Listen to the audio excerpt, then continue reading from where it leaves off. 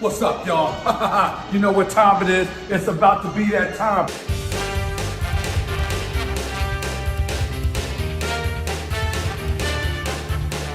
Damn, son, where'd you find this?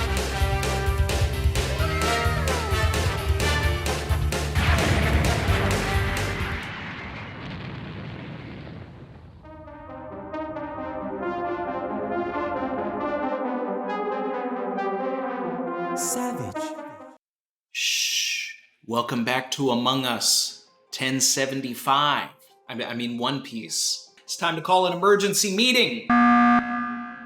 There's a traitor among us. We've been talking about the possibility of a traitor since the beginning of the arc. I knew that there would have to be some sort of a play here. The fun part about all of this is that it is unraveling right around the 100 chapter mark of the Kanjuro reveal, which was 974, 975 as well. So Oda continues his 100 chapter pattern, this birthday thing. He's basically letting what he's done in the past or different facts almost dictate the story at this point.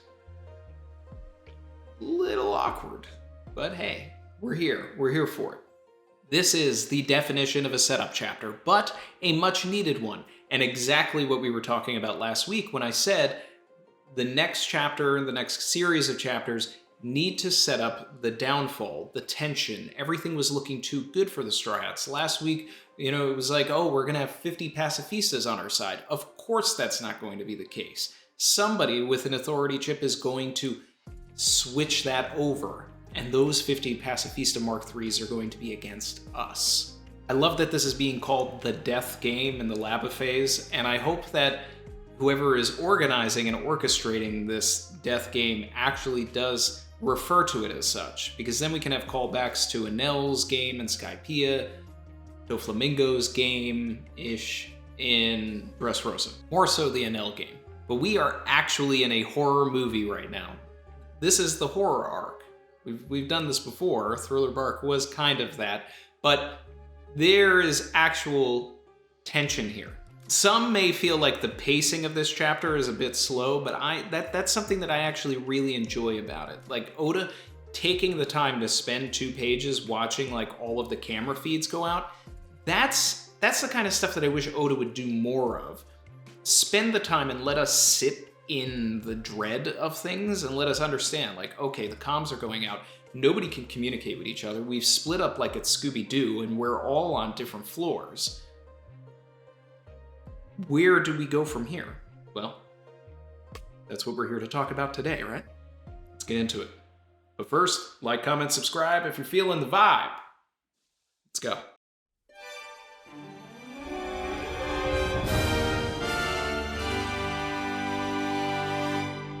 One of the most exciting prospects of this particular chapter is that the figure that Shaka calls out, the one that's like putting their hand coming towards the screen, could very well be J. Garcia Saturn.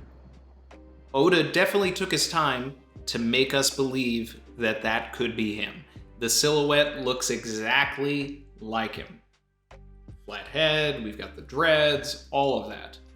But is it a red herring?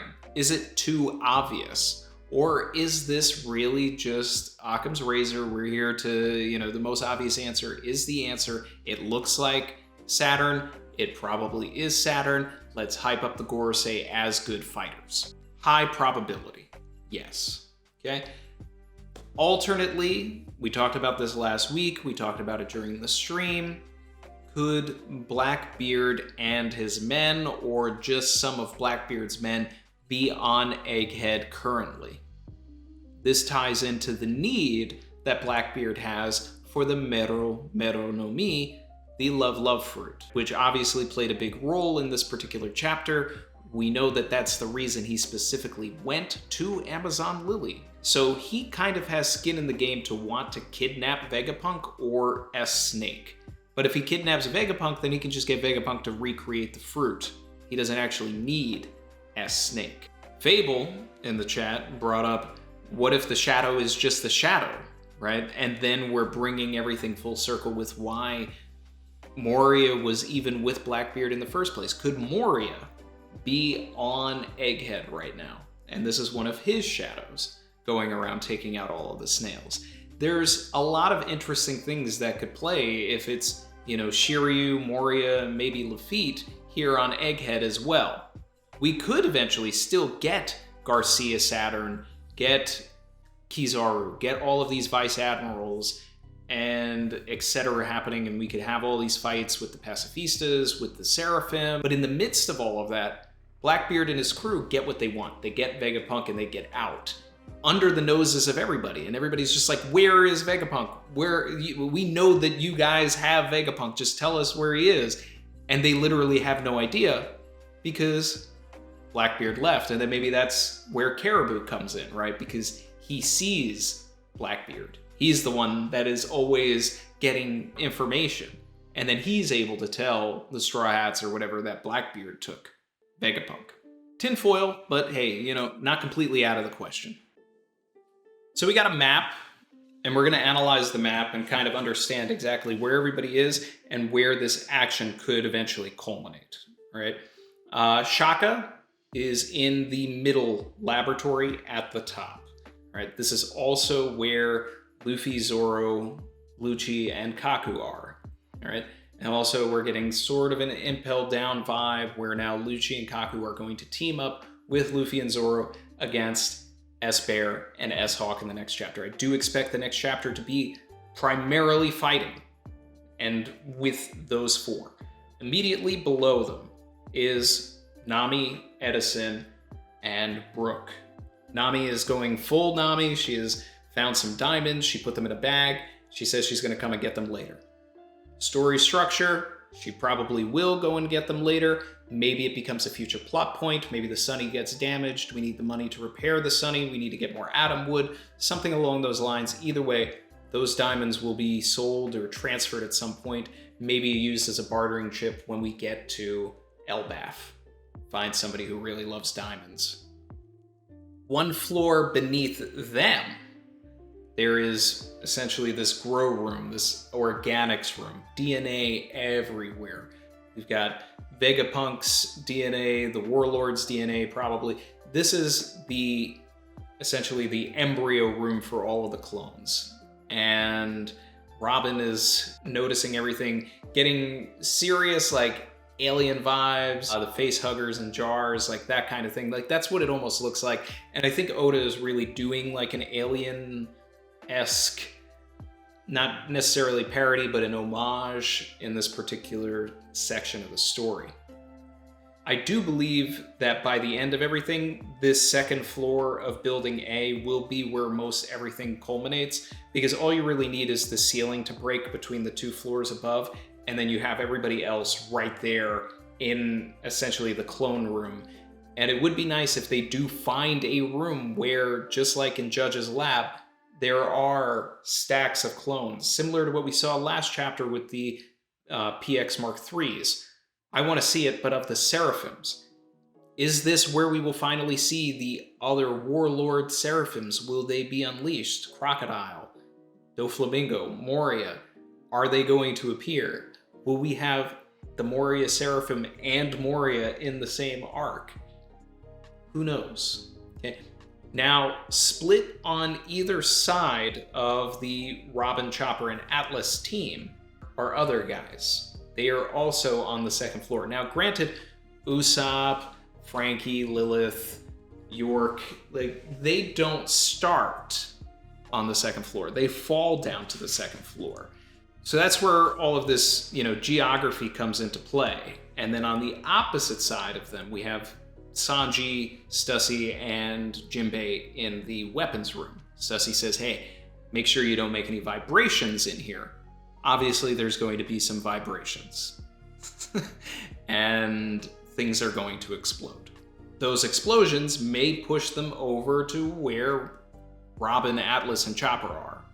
It would be good if Sanji is one of the people that is there when they do find like a clone room in the first place, because he's actually seen one at his dad's lab.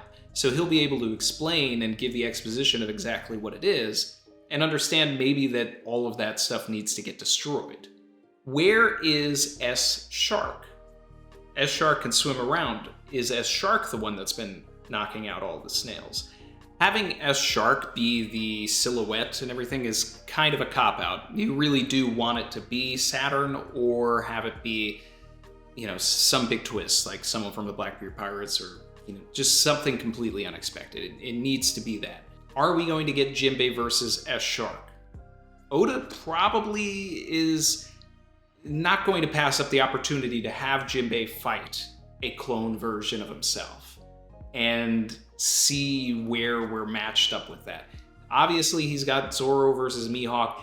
Could we see Sanji versus like an S Crocodile or an S Doflamingo? This kind of stuff would be interesting. I also wouldn't mind if, S Croc showed up to the second floor of Building A where Robin is. Because then Robin could have this battle against, a version of Crocodile, which would be, pretty interesting as well. So Pythagoras is alive. It's One Piece. Naturally, we knew that he could detach his head, so this wasn't a big surprise at all. We get the reveal that the Seraphim have turned against everybody. Shaka tries to give a command to one of the Seraphim. It doesn't work. Now we know that if somebody at a higher level or at the same level has already given a command, then that means that you cannot override that command because you're on the same authority level. Which means that one of the other Vegapunks or Saturn had to have given this order. Now, is there a situation where Vegapunk did give the order? Talking about the Stella, the main one? Or perhaps he was forced to, either by Jay Garcia in like this sadistic moment of, I could give the order, but I'm just going to have you do it. Watch your creations burn. Alternatively, if Vegapunk is a bit of a coward, he could have been forced into it by the Blackbeard Pirates, or if they have Lafitte. If Lafitte is there, he could just hypnotize Vegapunk to give the order. Or, generally speaking, Lafitte could have hypnotized any of the Vegapunks. If they understand exactly how the authority chips work, maybe they beat it out of Kobe. I know I'm talking a lot about the hypotheticals of the Blackbeard Pirates, but there's just too much emphasis on them in this particular saga that it just makes a lot of sense for Oda to just loop them in here somehow. So York gets turned to stone. There is no bathroom! People in the chat were saying that York got blown away. Technically speaking, York could actually still be on the bridge on the third floor of that particular building because York was behind S-Snake when she did the blast. So she kicked York behind her and then blasted in front of her, which dropped everybody down to floor 2.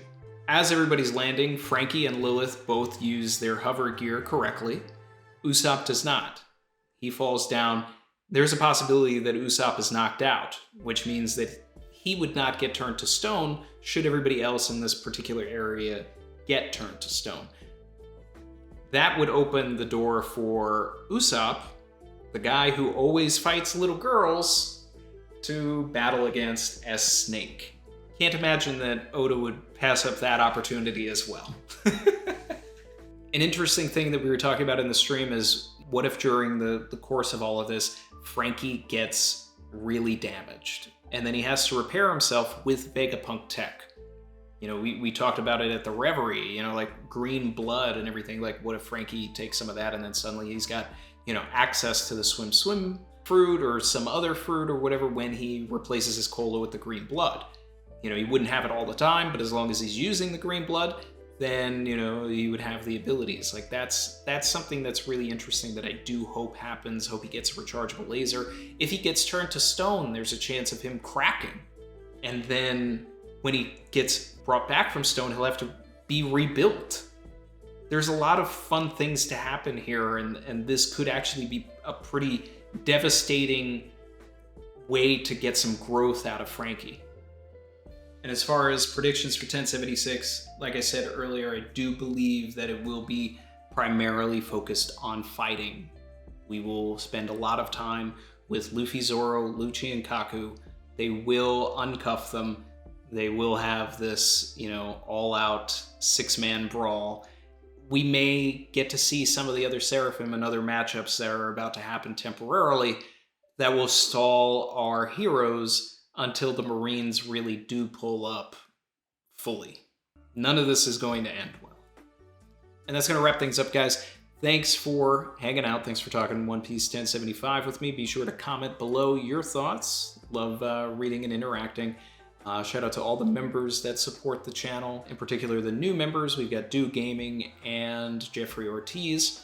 Appreciate you guys. Everybody that has been a member, thank you. We're still doing Odyssey streams. The last one we did on Twitch, because I had already set up the landing page for the YouTube stream for 1075. So YouTube doesn't let you stream when you have that set up. So if you're not following on Twitch, we could be doing the Odyssey streams over there as well if you want to join in on those. Twitch.tv/RandyTroy. Yeah, just going to try working on some videos for you guys, and we'll have the Odyssey streams, and we'll be back here next Sunday for 1076. Appreciate you guys. Catch you later.